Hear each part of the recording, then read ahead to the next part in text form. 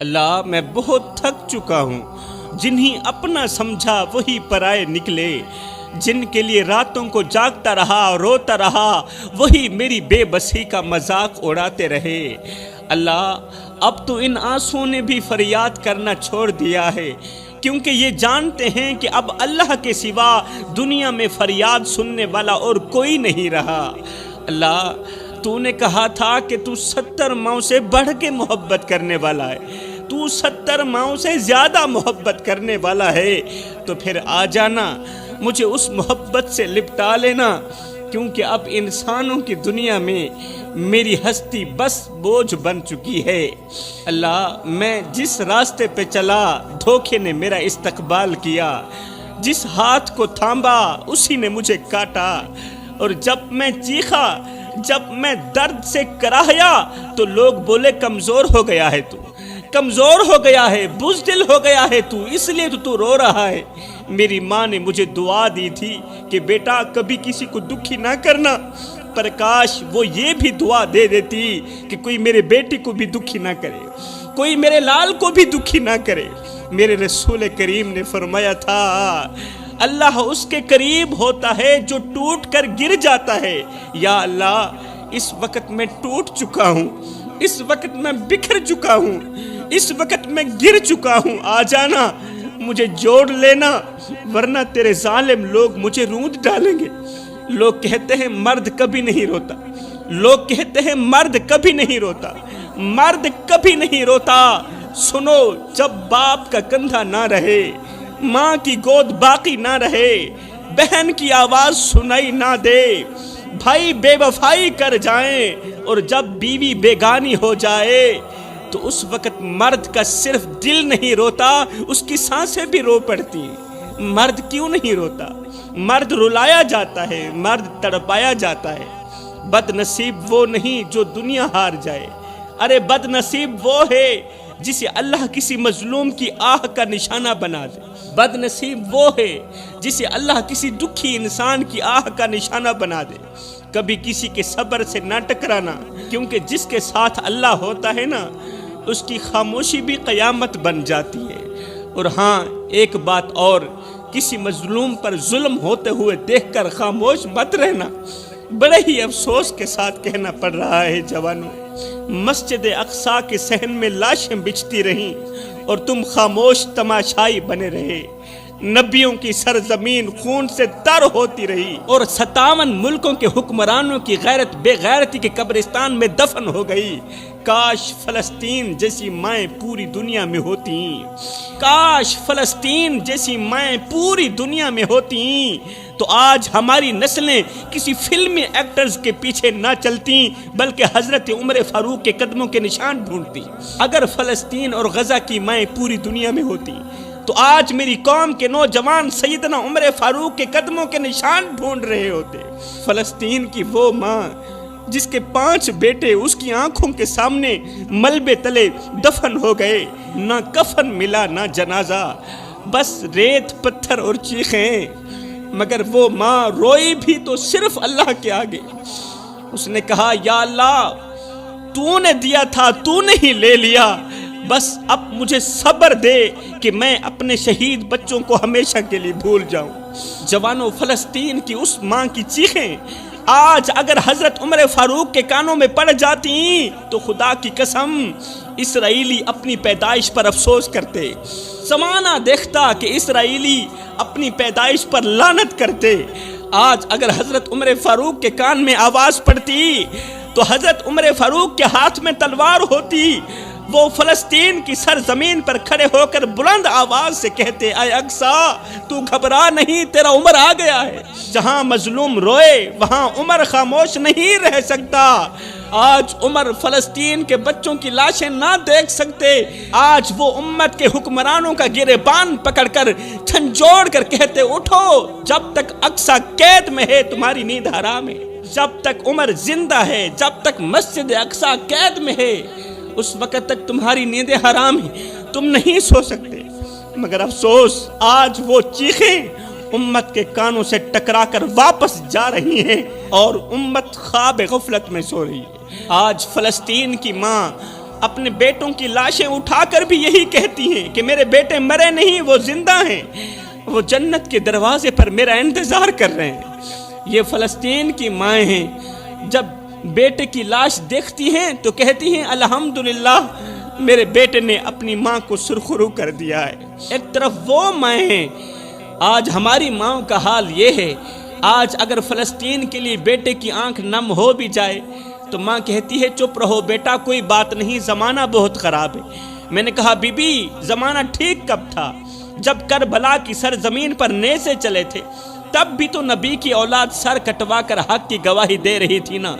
اس وقت بھی مائیں زندہ تھیں، اس وقت بھی باپ تھے، مگر نہ ماؤں نے روکا نہ باپ نے روکا، کیونکہ وہ جانتے تھے کہ یہ قربانی صرف خون کی قربانی نہیں، یہ غیرت کی قربانی بھی ہے۔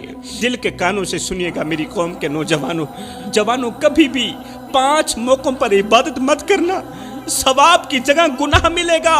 پہلا موقع کبھی بھی بوڑھے باپ کو دکھ دے کر نماز نہ پڑھنا، بوڑھے باپ کی آنکھوں سے آنسو نکال کر نماز نہ پڑھنا، ثواب کی جگہ گناہ ملے گا۔ بوڑھے باپ کا دل توڑ کر تہجد میں آنکھیں نم نہ کرنا، ثواب کی جگہ گناہ ملے گا۔ بوڑھی ماں کو بے یار و مددگار چھوڑ کر عمرے کے سفر پر نکل جانا ایسا ہی ہے جیسے کسی کو مار کر اس کے جنازے میں شریک ہو جانا۔ خدا را میرے بھائیوں، بھائی بہن بیوی بچوں کا حق مار کر حج کرنے مت جانا، کیونکہ خانہ کعبہ کی دیواروں کو وہ سجدے قبول نہیں جو کسی مظلوم کے آنسوں سے تر ہوں، وہ سجدے بالکل بھی قبول نہیں۔ جس بھائی کا حق مار کر تم احرام باندھ رہے ہو، ارے وہ احرام کہاں ہے؟ وہ تو ظلم کی چادر ہے۔ آج کل میرے معاشرے کے نوجوان کہتے ہیں کہ عورت بے غیرت ہوتی ہے، اس لیے دھتکار دیا جاتا ہے، یہ بے حیا ہو گئی ہے، ہم دلہ پن پسند نہیں کرتے، ٹھکرا دیا جاتا ہے۔ میں کہتا ہوں اے نوجوانوں، عورت بے غیرت نہیں ہوتی، بلکہ وہ مرد بے غیرت ہوتا ہے جس کی وہ بہن بیٹی یا بیوی ہوتی ہے۔ عورت بے غیرت کہاں ہوتی ہے؟ اصل بے غیرتی تو یہ ہے کہ تم مرد ہو کر ایک عورت کی حفاظت نہ کر سکے۔ جب وہ ماں بن کر تمہاری گندگی صاف کرتی تھی تب تو وہ بے غیرت نہیں تھی، جب وہ بہن بن کر تمہارے کپڑے دھوتی تھی، تمہارے جوتے صاف کرتی تھی، تب تو وہ بے غیرت نہیں تھی، جب وہ بیوی بن کر تمہارا غصہ، تمہاری چپ، تمہارا غرور سہتی ہے، اس وقت بھی وہ تمہاری عزت ہوتی ہے، اور جب وہ تم سے اپنا حق مانگنے کے لیے آواز بلند کرتی ہے تو تمہیں اس کی غیرت یاد آ جاتی ہے۔ غیرت کا وزن عورت کے دوپٹے سے نہیں، مرد کے کردار سے ناپا جاتا ہے۔ اور جب عورت بگڑ رہی تھی تو اس وقت مرد کہاں مر گیا تھا؟ جس نے وقت پر عورت کا ہاتھ نہیں تھاما تھا، جس نے وقت پر عورت کو سمجھایا نہیں تھا۔ ایمان سے بتاؤ، عورت کے ہاتھ میں موبائل کس نے دیا؟ عورت نے دیا؟ نہیں، مرد نے دیا۔ عورت کو با اختیار کس نے بنایا؟ عورت نے بنایا؟ نہیں، مرد نے بنایا۔ تم نے اسے موبائل تحفے میں دیا، اور جب اس نے اسی موبائل پر ناچنا شروع کیا تو تمہاری غیرت جاگ گئی۔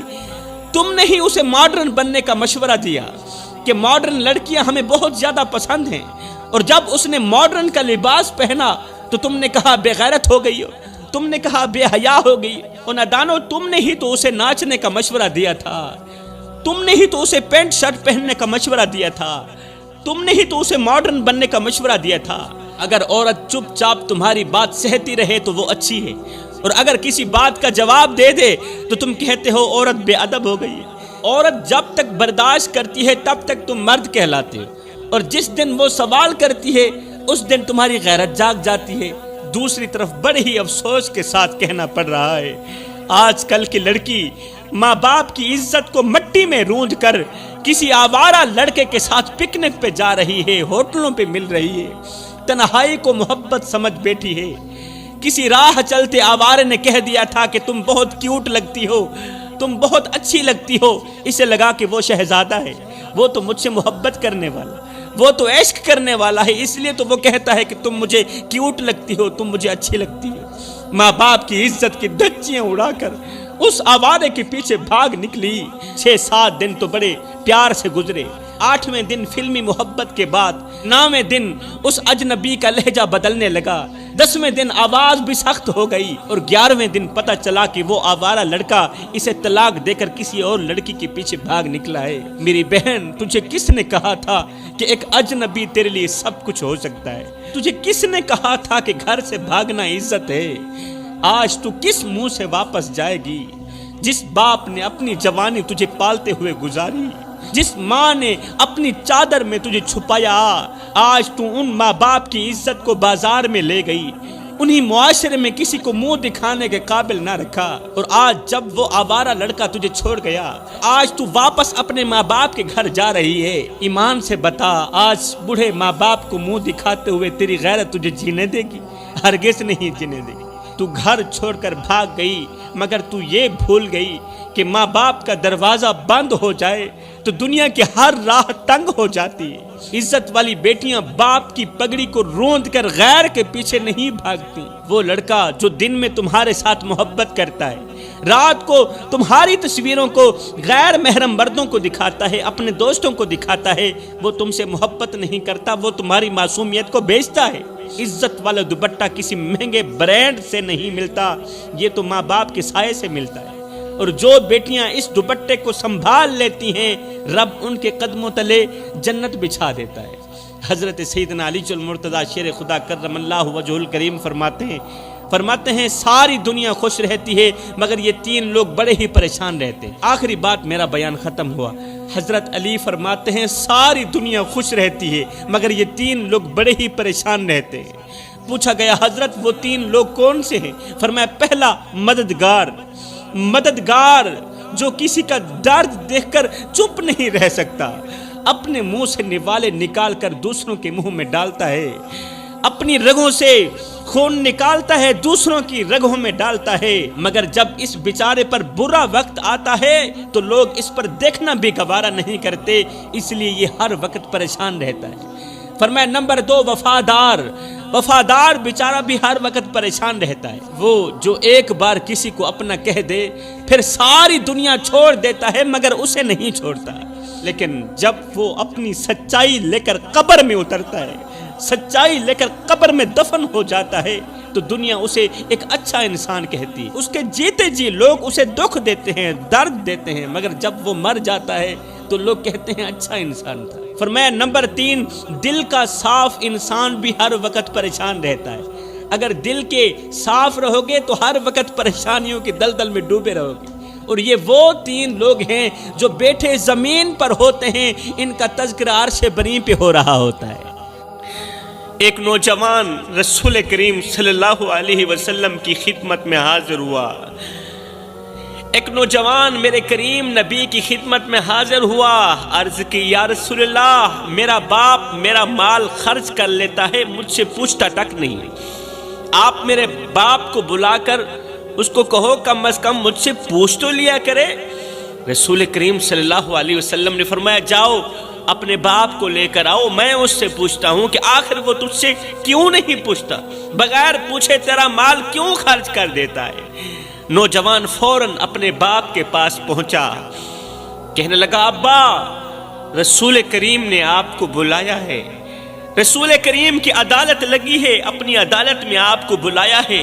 بوڑھے باپ کے قدم جسے زمین نے جکڑ لیے ہوں، بوڑھے باپ کا دل لرز اٹھا، آنکھوں میں بے چینی تیرنے لگی، وہ سمجھ گیا کہ رسول کریم کی عدالت میں بیٹے نے میری شکایت کر دی۔ لرزتے ہاتھوں سے سوٹی سنبھالتے ہوئے کامتے قدموں کے ساتھ رسول کریم صلی اللہ علیہ وسلم کی پاک بارگاہ میں اپنے قدم بڑھائے۔ یہ بوڑھا شخص رسول کریم صلی اللہ علیہ وسلم کی پاک بارگاہ کی طرف اپنے قدم بڑھا ہی رہا تھا، ابھی راستے میں ہی تھا کہ ادھر سے حضرت جبریل علیہ السلام رسول کریم صلی اللہ علیہ وسلم کی خدمت میں حاضر ہوئے اور عرض کی یا رسول اللہ، اللہ فرما رہا ہے کہ اس نوجوان کے باپ سے کہو جو ابھی راستے میں ہے، آپ تک پہنچا نہیں ہے، جب وہ آپ کے پاس پہنچ آئے تو اسے کہنا کہ اے بندے جو اشعار تو نے راستے میں اپنے دل میں پڑے ہیں نا، پہلے وہ اشعار سناؤ۔ اس نوجوان کے باپ کو کہنا اے اللہ کے نیک بندے، راستے میں آتے ہوئے تو نے جو دکھ بھرے اشعار اپنے دل میں پڑھے ہیں نا، وہ اشعار ہمیں سناؤ۔ اب جبریل علیہ السلام واپس چلے گئے۔ وہ بوڑھا شخص اپنے بیٹے کے ساتھ جیسے ہی رسول کریم صلی اللہ علیہ وسلم کی خدمت میں حاضر ہوا تو آقا کریم نے شفقت بھری نظر اس بوڑھے پر ڈالی اور فرمایا، اے اللہ کے بندے، تیرا فیصلہ بعد میں کریں گے، پہلے جو اشعار تو نے اپنے دل میں آتے ہوئے پڑھے تھے نا، دل میں کہے نا، وہ اشعار ہمیں سناؤ۔ یہ سن کر بوڑھے باپ کی آنکھوں میں آنسو بھر آئے، اس کی آواز کانپنے لگی، آنکھیں برس رہی تھی، دل زخموں سے چور چور تھا۔ باپ نے روتے ہوئے رسول کریم صلی اللہ علیہ وسلم کو وہ دکھ بھرے اشعار سنائے۔ وہ اشعار عربی زبان میں تھے، ان کا ترجمہ کچھ یوں تھا۔ باپ نے کہا، اے میرے بیٹے، جب تو پیدا ہوا تھا میں نے اپنی ذات کے لیے جینا چھوڑ دیا۔ میری نیند، میری بھوک، میری خوشیاں، سب کچھ تیرے لیے تھا۔ میری خوشی بھی تیرے لیے تھی، میری نیند بھی تیرے لیے تھی۔ میں دن میں محنت کرتا، رات کو تجھے تھام کر سوتا تھا، پورا دن کڑکتی دھوپ میں تتی ریت کے اوپر کمزور سے کندھے پر بوریاں لاد لاد کے دن رات ایک کر کے محنت مزدوری کرتا کہ مجھے کچھ ملے نہ ملے، میرے بیٹے کو روٹی کا ٹکڑا مل جائے۔ میں پورا دن محنت کرتا، رات کو تجھے تھام کر سوتا، تجھے گلے لگا کر سوتا۔ جب میں تجھے گلے لگاتا تھا تو میری ساری تھکاوٹ دور ہو جاتی تھی۔ بیٹا، تیری ہلکی سی آہٹ پر میں جاگ جاتا تھا۔ جب تجھے بخار آتا تھا نا تو میں پوری پوری رات تیرے سرہانے بیٹھا رہتا تھا۔ جب تو کروٹ بدلتا تھا تو میں اللہ تعالیٰ سے ڈھیروں دعائیں کرتا تھا کہ اللہ کہیں میرے بیٹے کو کچھ ہو نہ جائے۔ بیٹا، تو گود میں تھا، میں اس وقت بھی تیرے لیے پریشان تھا اور میں آج بھی تیرے لیے پریشان ہوں، میں آج بھی تیرے لیے فکر میں ہوں۔ بیٹا، جب تجھے بخار آتا نا تو میں رات بھر تیرے سرہانے بیٹھا رہتا تھا، تیرے ماتھے پر ہاتھ رکھتا ہوا تیری سانسیں گنتا رہتا تھا اور اللہ سے دعائیں کرتا رہتا تھا کہ یہ بیماری مجھے لگ جائے، میرے بیٹے کو کچھ نہ ہو، اللہ یہ بیماری مجھے لگا دے۔ بیٹا، میں تیرے دکھوں کو اپنے دکھ سمجھتا رہا، میں تیری بیماری کو اپنی بیماری سمجھتا رہا، اللہ سے دعائیں کرتا تھا، اللہ یہ بیماری مجھے لگا دے، میرے بیٹے کو آزاد کر دے اس بیماری سے۔ بیٹا، میں اپنی نیندیں تجھ پر قربان کرتا رہا، مگر آج تو کہتا ہے کہ میں تیرے مال کو کیوں خرچ کرتا ہوں؟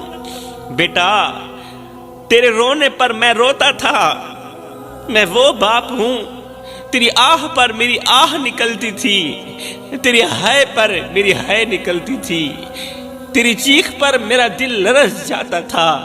جب تو بیمار ہوتا میں دوڑ دوڑ کر کبھی ادھر کو بھاگتا کبھی ادھر کو بھاگتا، تیرے لیے دوا لاتا۔ جب تو بھوکا ہوتا میں اپنے منہ سے نوالا نکال کر تیرے منہ میں ڈالتا۔ جب میں تجھے بھوکا دیکھتا تھا تو میں بیماری کے ہونے کے باوجود بھی، بیمار ہونے کے باوجود بھی، کمزور ہونے کے باوجود بھی، میں لاغر ہونے کے باوجود بھی محنت مزدوری کے لیے نکل جاتا تھا، پھر وزنی بھاری بوریاں اپنے کندھے پر لاتا تھا، صرف اس سوچ کی بنیاد پر کہ مجھے کچھ ملے نہ ملے، میرے شہزادے کو روٹی کا ٹکڑا مل جائے۔ میں نے اپنی ضرورتوں کو بھلا دیا، اپنی خواہشات قبرستان میں دفن کر دی، صرف اس لیے کہ میرا بیٹا خوش رہے۔ میں اپنے بیٹے کے چہرے پر خوشی دیکھنا چاہتا ہوں، مسکراہٹ دیکھنا چاہتا ہوں۔ بیٹا، تو بچہ تھا، میں جوان تھا، میں اپنی رگوں سے خون نکالتا رہا، تیری رگوں میں ڈالتا رہا، میں اپنی سانسیں گھٹاتا رہا، تجھے زندگی دیتا رہا، اپنے منہ سے نوالا نکالتا رہا، تجھے کھلاتا رہا۔ تجھ میں جوانی بھرتی گئی، مجھ سے بڑھاپا جوانی چھنتا گیا، یہاں تک کہ آج تو طاقتور ہو گیا اور میں کمزور ہو گیا، آج تو عزت دار ہو گیا اور میں بے عزت ہو گیا۔ ہائے ہائے، دربار میں خاموشی چھائی ہوئی تھی۔ یہ بڑا شخص دکھ بھرے اشعار سنا رہا تھا، دربار میں خاموشی چھا گئی، ہر آنکھ اشک بار ہو چکی تھی۔ رسول کریم صلی اللہ علیہ وسلم نے نوجوان کی طرف دیکھا. وہ نوجوان جو زمین پر نظریں گاڑے ہوئے کھڑا تھا، اس کے چہرے پر شرمندگی کے آثار تھے. بیٹے کے ہونٹ کانپ رہے تھے، آنکھیں آنسوں سے لبریز تھی. باپ نے کہا، بیٹا جب تو چھوٹا تھا میں تجھے اپنے باہوں میں لیے پھرتا تھا. آج جب میں بوڑھا ہو گیا ہوں تو میرے کندھے پر ہاتھ رکھنے کے بجائے مجھے بوجھ سمجھنے لگا ہے. میری پچھلی قربانیوں کو بھول چکا ہے. بیٹا جب تو چل نہیں سکتا تھا میں نے تجھے انگل پکڑ کر چلنا سکھایا. آج جب میں لرزتے قدموں سے چلتا ہوں، آج جب میں کمزور قدموں سے چلتا ہوں تو پیچھے مڑ کر دیکھنا بھی گوارا نہیں کرتا. بیٹا میں تیری ہنسی کے لیے راتوں کو جاگتا رہا، تیری مسکراہٹ کے لیے راتوں کو جاگتا رہا، اپنی نیندیں قربان کرتا رہا، اپنی خوشی قربان کرتا رہا. آج جب میری آنکھوں میں جھریاں آئیں تو نے مجھے سہارا دینا بھی چھوڑ دیا. بیٹا تیرے رونے پر میری دنیا لرز جاتی تھی، آج میری آنکھوں میں آنسو ہیں اور تجھے کوئی فرق نہیں پڑ رہا. تو بیمار ہوتا تھا، میں رات بھر جاگتا تھا، تیرے لیے دعائیں کرتا تھا، لیکن آج میں بستر پر بے بس پڑا ہوں اور تو مجھے دیکھنا بھی گوارا نہیں کرتا. تو مجھ سے میرا حال تک پوچھنا گوارا نہیں کرتا. میں نے تیری ہر خوشی پوری کی، اپنی ضرورتوں کو بھلا کر تجھے خوشیوں سے نوازا. ہائے بزرگ کے دکھ بھرے اشعار نے صحابہ کرام کو رلا کے رکھ دیا. باپ کے دکھ بھرے جملوں نے صحابہ کرام کو رلا کے رکھ دیا. نبی نے روتے ہوئے نوجوان بیٹے کی طرف دیکھا. وہ نوجوان بیٹا جو اس وقت زمین پر نظریں گاڑے ہوئے کھڑا تھا، اس کے چہرے پر ندامت کے آثار نمایاں تھے. اس کے ہونٹ کانپ رہے تھے، آنکھوں میں پچھتاوے کے آنسو تیر رہے تھے. وہ نوجوان لرزتے ہوئے قدموں سے اپنے باپ کی طرف بڑھا. بوڑھے باپ کے قریب آیا اور اس کے کانپتے ہوئے ہاتھوں کو تھاما اور زاروں قطار رو کر کہنے لگا، ابا مجھے معاف کر دو. رو کر کہنے لگا، ابا مجھے معاف کر دو. میں نہیں جانتا تھا کہ میری ایک چھوٹی سی شکایت آپ کے دل پر اتنا بڑا زخم لگا دے گی. ابا میں نے آپ کے احسانات کو بھلا دیا، مجھے معاف کر دینا. میں نے آپ کی قربانیوں کو فراموش کر دیا، مجھے معاف کر دینا. میں نے اپنی ہی جنت کو اپنے ہاتھوں سے کھونے کی کوشش کی، مجھے معاف کر دینا. اللہ اکبر. اس کے بعد رسول کریم صلی اللہ علیہ وسلم نے آنکھوں سے آنسو بہاتے ہوئے فرمایا، اے نوجوان کان کھول کر سن لے، آج سے تو بھی تیرے باپ کا ہے اور تیرا مال بھی تیرے باپ کا ہے. تیرا باپ جہاں چاہے تیرے مال کو استعمال کر سکتا ہے، تو ہرگز نہیں پوچھ سکتا. حضرت سیدنا علی المرتضیٰ شیر خدا کرم اللہ وجہہ الکریم نے فرمایا جس گھر میں بوڑھے والدین روتے ہوں، نافرمان اولاد کی وجہ سے بوڑھے والدین آنکھوں سے آنسو بہاتے ہوں، اس گھر میں 5 مصیبتیں ضرور آتی ہیں. فرمایا پہلی مصیبت یہ آتی ہے کہ اس گھر میں رہنے والوں کی کوئی بھی دعا قبول نہیں ہوتی. ایسا گھر اللہ کی رحمت سے محروم ہو جاتا ہے جس گھر میں بوڑھے والدین روتے ہیں. دعائیں لبوں سے نکلتی رہتی ہیں، دعائیں منہ سے نکلتی رہتی ہیں، لیکن آسمان تک پہنچنے سے پہلے ہی رد کر دی جاتی. لوگ اپنی مشکلات کے حل کے لیے دعائیں مانگتے ہیں، کاروبار میں برکت کے لیے التجائیں کرتے ہیں، بیماری سے شفا کی دعا کرتے ہیں، صحت کی دعا کرتے ہیں، مگر ہر راستہ بند ہو جاتا ہے. کیوں؟ اس لیے کہ ان کے گھر میں بوڑھے والدین روتے ہیں. جس گھر میں بوڑھے والدین کے دل ٹوٹ جائیں وہاں برکت اور قبولیت کے دروازے بند کر دیے جاتے ہیں. حضرت حکیم لقمان نے کہا جس گھر میں بوڑھے والدین روتے ہوں شیطان اس گھر میں ڈیرا ڈال دیتا ہے. جس گھر میں بوڑھے والدین کی نافرمانی کی جاتی ہو، بوڑھے والدین کو بے عزت کیا جاتا ہو، اونچی آواز میں بک بک کی جاتی ہو، اس گھر میں شیطان ڈیرا ڈال دیتا ہے. اور جس گھر میں شیطان ڈیرا ڈال دے وہاں ایسی تباہی آتی ہے کہ انسان کی عقل دنگ رہ جاتی ہے. شیطان کا سب سے بڑا ہدف پھر یہی ہوتا ہے کہ گھر کے افراد کو آپس میں دشمن بنا دے، رحمت کو زحمت میں بدل دے اور محبت کو نفرت میں بدل دے.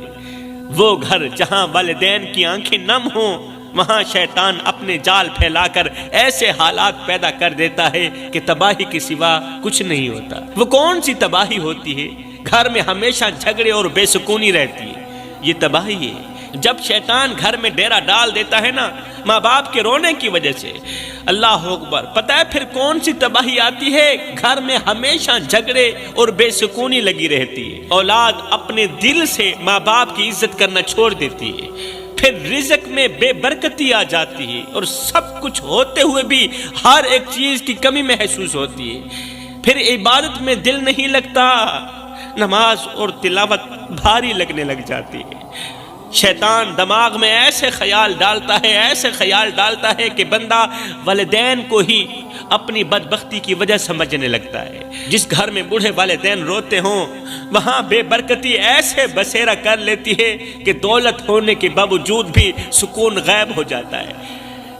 پھر گھر میں دولت بھی ہوتی ہے، مال بھی ہوتا ہے، لیکن سکون نہیں ہوتا، اس لیے کہ اس دولت میں برکت نہیں ہے، کھانے میں لذت نہیں رہتی، اور زندگی ایک عجیب بے چینی میں گزرنے لگتی۔ حضرت علی فرماتے ہیں ایسے گھروں میں بیماریاں، ذہنی دباؤ، ناگہانی آفات دروازہ کھٹکھٹانے کے بجائے اندر ہی بسیرا کر لیتی ہیں۔ ہر کام میں رکاوٹ، ہر قدم پر پریشانی، اور ہر لمحے بے سکونی کا سامنا لگا رہتا ہے، کیونکہ والدین کی آہیں، والدین کی تڑپ زمین پر نہیں گرتی، والدین کے آنسو زمین پر نہیں گرتے، بلکہ عرش الہی کا دروازہ جا کھٹکھٹاتے ہیں اور اللہ سے اپنی بات منوا کر ہی دم لیتے ہیں۔ خدارا میرے بھائیو، والدین کو اتنا مت ستاؤ کہ وہ اللہ کے سامنے تمہارا نام لے کر رو پڑیں۔ خدا پاک کی عزت کی قسم، اگر وہ اللہ کے سامنے تمہارا نام لے کر رو پڑے تو یاد رکھنا یہ تمہارے لیے سب سے بڑا مسئلہ بن جائے گا، بہت بڑا مسئلہ بن جائے گا۔ تم ایسی بیماری میں، ایسی مصیبت میں پھنس جاؤ گے کہ نکلنے کا کوئی راستہ نہیں ملے گا، کیونکہ اللہ کا ترازو صرف انصاف